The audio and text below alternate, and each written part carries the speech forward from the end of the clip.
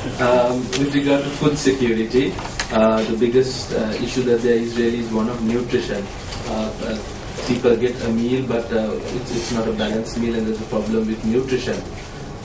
With regard to law, the right to food is found only in the directive principles of state policy, the non-justiciable directive principles.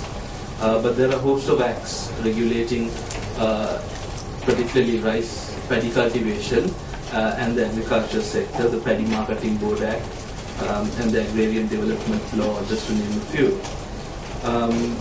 With regard to subsidies are given to farmers. At the same time, there is price control of essential food items, and there are also welfare programs. There's one direct welfare program where people who some of the cardholders get certain rations, and there's also a state-run distribution mechanism, retail outlets run by the state.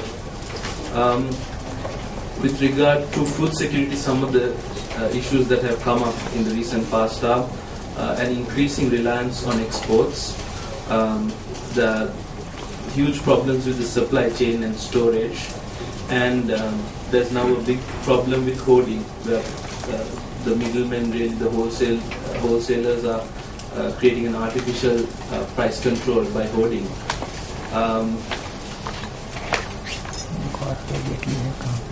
And there's also, at the moment, inadequate buffer stock in case of emergencies. There are problems with the lands, with agricultural lands.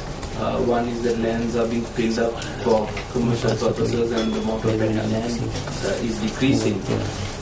There's also a big problem with the destruction of crops, and there is no agricultural insurance or any other scheme to protect the farmers. And actually, one of the highest rate of suicide is among a particular region of farmers, because their crops are destroyed always, and the highest suicide is from that area. So that's just a sort of, in a nutshell, the food security situation.